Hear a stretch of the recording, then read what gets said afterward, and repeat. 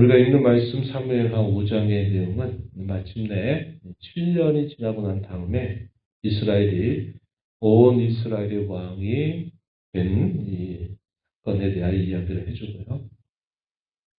즉 그의 블레셋과의 전쟁, 그리고 다윗이 수도를 예루살렘으로 옮기게 되면서 이 여부수 족속과의 전쟁, 이 전쟁에 관한 이야기가 기록이 되고 있습니다. 아브넬도 죽고요. 그리고 이스라엘의 통치자였던 어린 이스보셋도 또 죽임을 당하게 되었을 때 다윗은 이 두 사람을 극진히 애도하게 됩니다.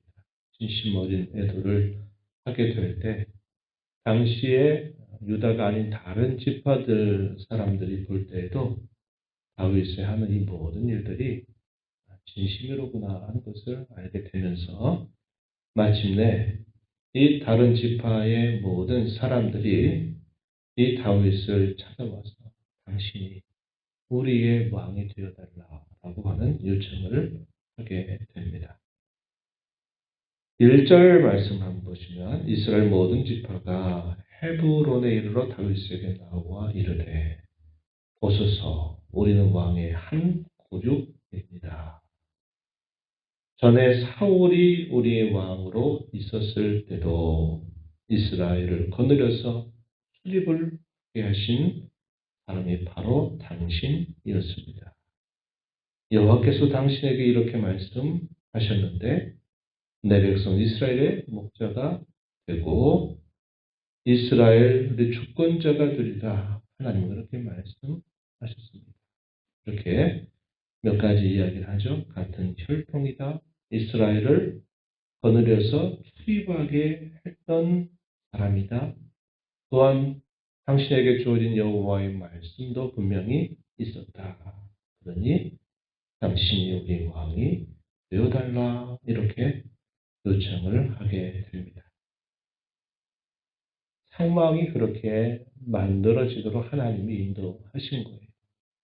자기가 왕이 되기 위해서 권력과 힘을 차지하기 위해서 이런 저런 노력을 하고 애를 쓰는 그런 자세라기보다는 자기의 주어진 상황에 진심으로 임하고 또 거기에 하나님과 함께하는 그의 삶의 모습 속에 하나님이 상황을 그렇게 만들어서 마침내 그에게 약속하셨던 대로 온 이스라엘의 목자가 되도록 하나님이 삼아주셨다는 겁니다.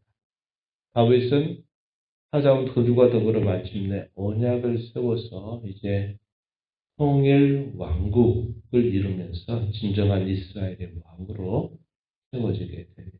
또다시 기름 부음을 받아요. 그래서 다윗이 아주 예전에 기름 부음을 사무엘에게 받았고 또 7년 전에 유다의 왕으로 세우면서 기름 부음을 또 받고 그리고 이번에 온 이스라엘의 왕이 되면서 또 기름 부음을 받습니다.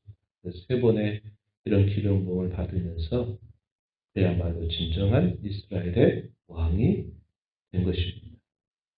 헤브론에서 7년 반 정도를 다스렸어요. 당시는 유다 왕으로서 다스리다가 이제 7년 반이 지나고 난 다음에 예루살렘을 수도로 하면서 온 이스라엘 왕으로 33년을 다스려서 40년 통치를 그가 하게 됨을 보여주고 있습니다. 가장 먼저 한 일은 뭐냐면 이쪽에 하나님께서 모세에게 그리고 그의 후계자였던 여호수아에게 말씀하셨던 것처럼 그 가나안 족속을 하나님이 손에 맡겨 주셔서 이 가나안에 있는 모든 칠족들을 다 정벌하고 그들을 차지하라고 할 때 이 여부수 족속들을 치지 못했어요.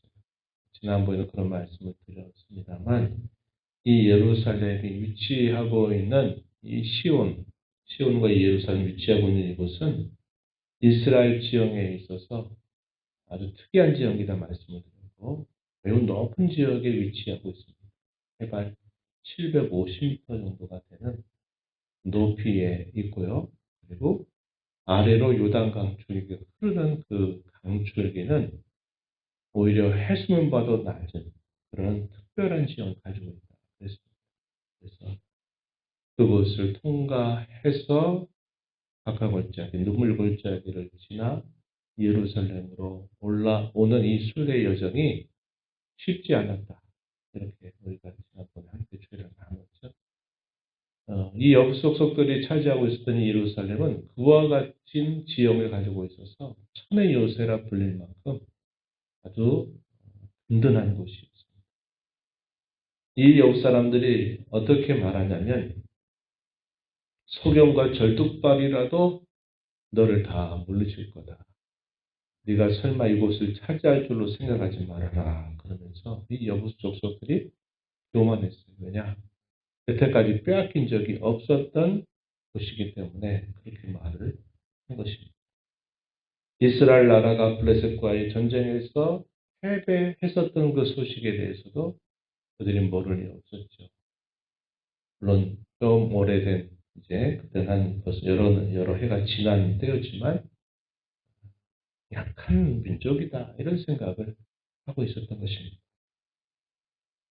그들의 교만한 말이 결국은 하나의 속담거리가 되고 치욕이 되도록 하나님이 인도하시게 됩니다. 그리고 마침내 다윗이 그 여부속 속에 살고 있었던 예루살렘을 정벌하고 그곳을 수도로 삼게 됩니다. 그리고 그곳 이름을 뭐라고 부르냐면 다윗성, 시온산성이다. 이렇게 이름을 부르게 되고 또 특별한 사항은 뭐냐면 주변에 있는 나라로 하여금 이 다윗이 다스리는 나라를 하나님이 높여주셨어요. 그래가지고 구로 왕이었던 히람이 사절단을 보내고 이 높은 지역 이 예루살렘에다가 성을 짓는 일에 재료들과 또 그것을 짓는 기술자들을 함께 보내주는 일을 하게 됩니다. 9절 말씀 한번 보실까요? 9절 보시면 다윗이 그 산성에 살면서 다윗성이라 이름하고 다윗이 밀로에서부터 안으로 성을 둘러 쌓았다. 이렇게 말하고 11절 가서 보면 두로왕 히람이 다윗에게 사절들과 백향목과 목수와 석수를 보내매 그들이 다윗을 위하여 집을 지었다. 이렇게 표현을 했습니다. 그래서 주변에 있는 나라가 또 찾아와서 이스라엘에 성을 쌓아주겠다고 석공들과 석수와 재료들 다 보낸 겁니다. 사절단을 보내서 축하를 하게 되는 거예요. 그래서 마침내 이 예루살렘에 성을 쌓게 되는 그런 일이 있게 되고 거기에서 또 처첩들을 통해서 낳은 자식 11명이 소개가 됩니다. 그래서 헤브론에서 낳은 자식 6명과 이 예루살렘에서 낳은 자식 11명에서 모두 17명의 자식들을 두게 된 것 소개가 되고요. 그리고 난 다음에 이제 정식적인 전쟁이 벌어지는데 어디하고 벌어지냐면 블레셋과의 전쟁이 벌어지게 됩니다. 이 내용이 17절부터 마지막 절까지 소개가 되고 있어요. 두 번에 걸친 전쟁이 벌어집니다. 첫 번째는 이 블레셋이 많은 군사들을 이끌고 어디로 오냐면 르바임 골짜기에 찾아와서 거기에 진을 치게 됩니다. 그리고 이 블레셋 나라 역시 교만한 태도를 보여요. 왜 그럴까요? 몇 해 전에 길보아 전투에서 이스라엘을 크게 이겼습니다. 그리고 그곳에서 사울과 그의 왕자였던 요나단이 죽음을 당하게 됐어요. 그들은 뭐라고 생각했을까요? 자기들이 한 일로 생각했고, 물론 자기들이 한 일이었죠. 그것을 가지고 우리가 이스라엘에 비하면 강력하다라는 사실을 드러내기를 원했습니다. 그리고 다윗이 이 블레셋 우리나라의 망명으로 왔다가 그곳에 가서 얼마나 지도력을 발휘하게 될까에 대한 의구심도 있었을 것입니다. 그런데 우리가 시각을 보면 그들의 실력으로 이스라엘을 패배하게 했다기보다는 하나님께서 이 사울의 왕가를 심판하시기 위하여 그들의 수단으로 사용하셨다 하는 것을 우리는 알 수 있죠. 그런 사실들을 그들이 알 리가 없는 것입니다. 르바임 몰자에게 많은 대군들을 데리고서 진을 칠 때 다윗이 어떻게 합니까? 하나님, 어떻게 해야 됩니까? 하나님의 뜻을 또다시 묻습니다. 그들과 싸워야 됩니까? 그들과 싸워서 이길 수 있습니까? 등 하나님께 다 이런 모든 사실들을 여쭈어 일을 행하게 됩니다. 하나님께서 뭐라고 말씀하셔요? 싸워라. 네가 다 이기게 될 것이다. 블레셋 사람을 다 내 손에 넘겨줄 것이다. 라는 말씀을 받고서 이제 용기를 내서 이 블레셋과 전쟁을 벌이게 되는데 그 르바임 골짜기 거기를 뭐라고 부르게 되냐면 여기 보니까 바알 프라심이라고 부르게 됩니다. 바알 프라심. 20절 보면 바알 프라심에 이르렀다. 이 말은 후대에 그곳의 이름을 그렇게 불렀다는 거예요. 전쟁 이후에. 왜 그렇게 이름을 지었는가? 여호와께서 물을 흩으시는 것처럼 내 앞에서, 자기 앞에서 이 대적들을 흩으셨다. 물을 이렇게 뿌리는 일은 어때요? 어려운 일이 아니에요. 물을 쫙 뿌리는 것처럼 그 대적들이 지금 하나로 큰 대군을 이루고 있는데 그들을 다 물을 흩은 같이 흩어버려요. 큰 승리를 거두게 되었다는 것을 기념해서 그곳 르바인 골짜기의 이름을 바알 브라심이다. 이렇게 말합니다. 그 승리가 어떻게 승리하게 된 것인가를 분명하게 그 말 속에 집어넣었어요. 누가 그렇게 하셨다는 겁니까?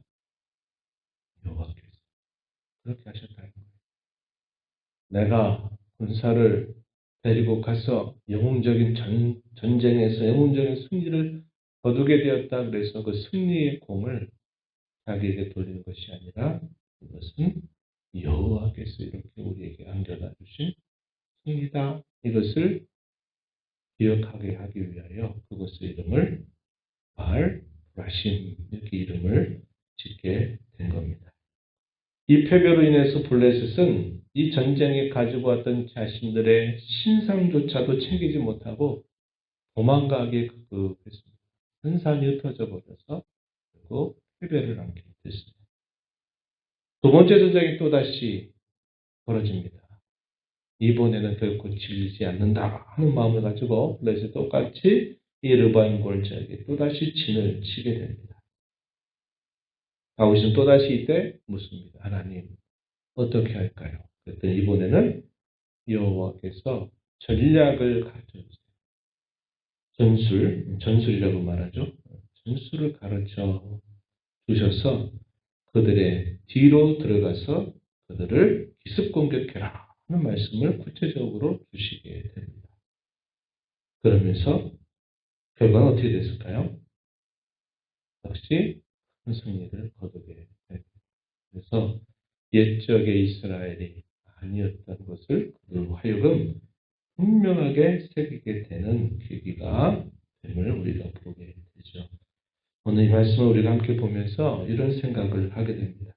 다윗은 지나왔던 세월 동안 하나님이 그를 연단하고 그를 훈련하여서 자신을 온 이스라엘 왕이 되게 하시겠다고 하셨던 그 약속을 마침내 긴 시간 속에서 이루어 주셨다고 하는 것을 다윗은 알았습니다.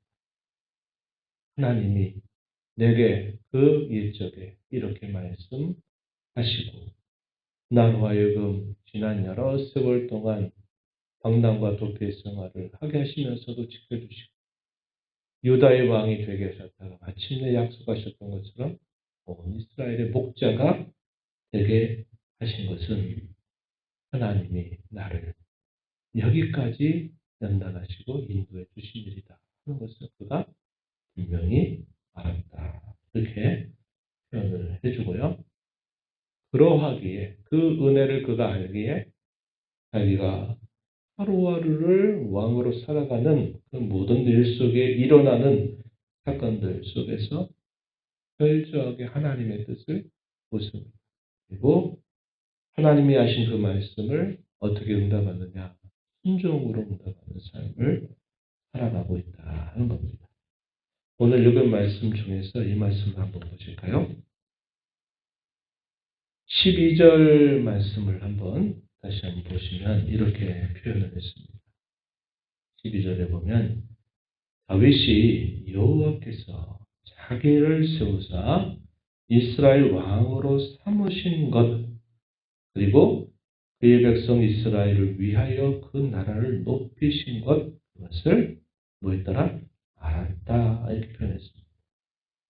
자기의 실력으로 된 일이 아니라 그것이 하나님이 그렇게 해주신 일이다 하는 것을 알았다는 거예요. 지나간 세월 동안 자신을 인도해 주셨던 하나님의 역사를 알았고 자신이 다스리는 그 나라를 하나님이 높여주신 것도 하나님이 해주신 일인 줄 그가 알았다고 이야기합니다.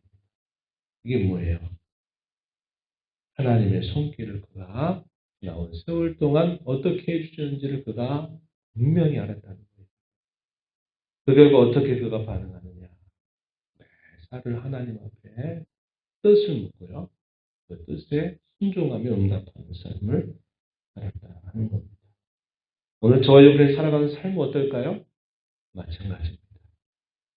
이제까지 살아온 삶이 허물과 죄로 얼룩져진 삶이 참 많았음에도 불구하고 여기까지 지나온 세월 동안 우리를 인도하신 하나님의 손길을 우리는 알아들여야 돼요. 알아들여야 됩니다. 그리고 그 알아들이는 모습이 어떻게 나타나야 될까요? 매일매일 살아가는 삶 속에 내 뜻, 내 결정, 내 생각, 내 판단 앞세우지 말고 하나님의 뜻이 무엇인가를 묻고 그 뜻에 순종하며 살기로 다짐하고 살아갈 때 하나님의 은혜를 우리의 삶 속에 은혜를 더해 주신다 하는 것을 우리는 깨닫게 되는 겁니다. 함께 하시고 떠나신 하나님의 손길을 아는 것 그것이 성도로 이 땅을 지혜롭게 살아가는 길임을 우리는 깨달아야 하겠습니다. 함께 하시면 어떻게 할까요? 하나님이 함께 하셔서 해주신 일이다. 알고 겸손한 태도를 가지고 하나님께 순종하는 자세를 힘써 살아가야 되겠고 하나님이 때로 떠나실 때 은혜의 얼굴빛이 우리에게 있어 돌리시는 것처럼 보이게 될 때는 우리의 잘못과 죄에 대하여 회개할 뿐만 아니라 그 죄의 자리로부터 돌이키는 삶을 사는 겁니다. 이것이 성도로 지혜 있게 사는 삶입니다. 하나님 앞에 겸손하고 순종. 우리가 잘못된 길에 처해 있을 때 하나님 우리에게 징계를 주시듯 할 때는 우리의 허물과 죄를 회개한 다음에 그 죄의 자리로부터 떠나는 삶을 살아갈 수만 있다면 우리 이 땅의 삶은 참으로 성도답게 복되게 살아가는 삶이 될 것입니다. 오늘 이 말씀의 교훈을 마음에 새긴 자로 우리 남은 삶을 주 앞에 살아가는 저와 여러분 모두가 되기를 진심으로 바랍니다.